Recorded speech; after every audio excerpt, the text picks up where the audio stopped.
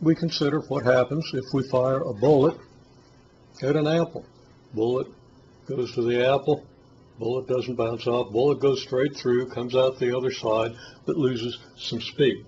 Now, obviously this isn't an apple, but this isn't a bullet either. In the situation we want to consider, the the apple, has a mass of 200 grams and is initially stationary, but after the bullet passes through, the apple is moving at 0.8 of a meter per second. It's not very fast, about that fast, and of course it's going to probably fall. But it's going to then have a momentum of 200 grams times 0.8 meters per second, which is 160 meters per second. Now some people want to change that to kilograms. So a gram is 0.001 kilograms, 0.001 times 160 is 0.16. So you have 0.16 kilogram meters per second. As it turns out in this problem, we don't need to match up the force and mass units. The gram is going to end up dividing out by the end. So we're safe leaving it like this, but of course it's always a good practice to change to a consistent set of units just in case. I'm not going to follow that good advice this time though, and you'll see how it works out. It works out fine. You get exactly the same result if you do everything with kilograms.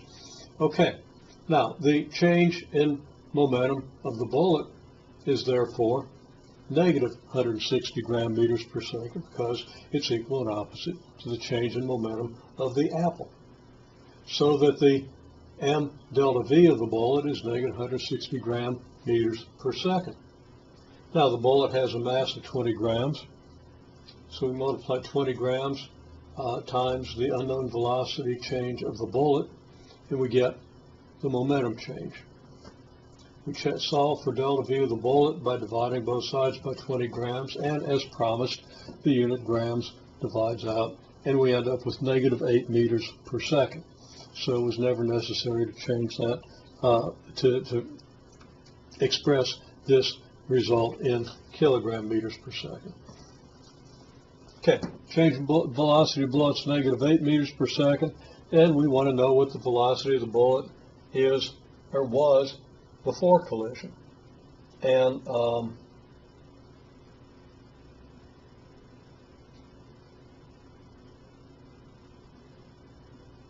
yeah, okay, there's a new number in there. I changed the number in the problem. Thought I had a mistake, but I looked at what I had and it seems okay. Okay, so I was thinking the velocity of the bullet before was supposed to be 200 meters per second instead of 180. I want to make sure it reads that way in the document. Any case, the velocity of the bullet after equals the velocity of the bullet before plus a change in velocity of the bullet. Okay, what we have is a change in velocity of the bullet, and we know the velocity of the bullet after that was given. It was given to be 180 meters per second. So we want to solve for the velocity of the bullet before. Well, velocity of the bullet before is the velocity after minus the change in velocity. Okay, so the velocity of the bullet before will be velocity after minus delta v. Just rearranging this equation, we get this result. Remember, the delta v was negative, so minus a negative 8 gives us a plus 8 meter per second, which we then add to the 180 to get our initial velocity, 188 meters per second.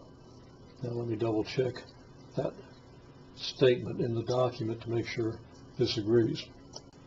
Okay, that works out. Everything is consistent. This is consistent with the problem as stated.